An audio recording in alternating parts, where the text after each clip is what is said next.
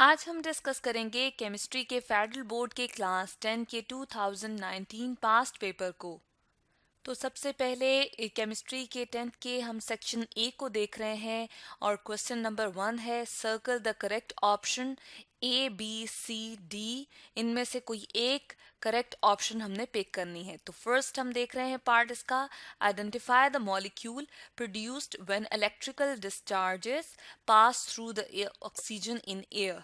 Air के अंदर जो ऑक्सीजन प्रेजेंट है उसका ऑलरेडी फार्मूला O2 है और O4 हमें पता है कि मॉलिक्यूल होता ही नहीं है और हाफ O2 अगर हम लिखते हैं तो ये अनस्टेबल होता है, स्टेबल नहीं होता।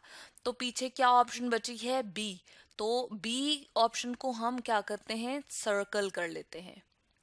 सेकेंड पार्ट हम देख रहे हैं, what are the units of Kc for N2 plus O2 will give us 2NO2।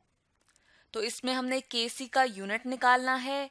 Product में हम देख रहे हैं कि NO2 के 2 यहाँ पर मोल्स बन रहे हैं। जब हम इसकी Kc को लिखते हैं तो ऊपर हम देख रहे हैं कि कॉन्सेंट्रेशन यूनिट के दो यानी कि स्क्वायर आ रहा है, 2 यूनिट, इन 2 यूनिट से कैंसिल आउट हो जाएंगे तो ए ऑप्शन करेक्ट होगी, यानी कि इसके कोई भी यूनिट्स नहीं होंगे।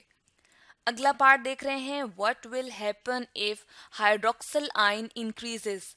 अगर हाइड्रोक्सिल आयन बढ़ जाए तो क्या होता है कि अनप्रिडिक्टेबल सिचुएशन सोल्यूशन तो नहीं होता, ना ही वो न्यूट्रल होता है, ना वो एसिडिक होता है, क्योंकि एसिडिक तो H plus ion concentration increase हो तब होता है। तो सोल्यूशन क्या होगा? Solution becomes basic. तो डी ऑप्शन इसकी क्या है, उसको हम सर्कल कर लेते हैं। नेक्स्ट पार्ट देख रहे हैं, fourth part, which of the following is a Lewis acid. Lewis acid इनमें से कौन सा है? एसिड, लिविस एसिड की जब बात होती है तो डेफिशिएंसी ऑफ इलेक्ट्रॉन की बात होती है। हाइड्रोक्सिल में, अमोनिया में हम कहते हैं कि 2 यहाँ पर क्या होते हैं, एक लोन पेयर होता है, सॉरी, और फ्लोराइड में भी नेगेटिव चार्ज नजर आ रहा है, तो इनमें एक्सेस ऑफ इलेक्ट्रॉन है। तो पीछे क्या ऑप्शन हमारी करेक्ट बची? BF3। तो इसको हम क्या कर लेते हैं, डी ऑप्शन को सर्कल कर लेते हैं। Which of the following is an aldehyde. तो इसमें से हमने पिक करना है कि एल्डिहाइड कौन सा है। ये तो अल्कोहल है, जैसे कि C6H5OH लिखा हुआ नजर आ रहा है। CH3C डबल बॉन्ड O यहाँ पर ऊपर बॉन्ड की फॉर्म में आ जाता है। CH3 ये कीटोन है। एल्डिहाइड हमारे पास ये C है, तो इसको हम सर्कल कर लेते हैं, जबकि ये क्या है, ये एसिड है। Fehling solution is use to determine the presence of.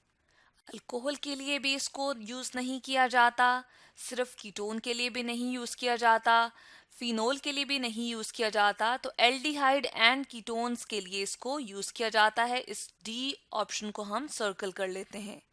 Raffinose produces dash units of simple sugar when hydrolysed. तो ये 3 यूनिट जो है वो बनाता है, इसकी करेक्ट ऑप्शन है बी। इसके बाद है, the substances which fight against disease in living organisms are enzymes, carbohydrates, lipids, proteins. तो प्रोटीन्स, डी ऑप्शन करेक्ट है, इसको हम सर्कल कर देते हैं। जो लिविंग ऑर्गेनिज्म में क्या करती है, डिजीज के अगेंस्ट लड़ती है।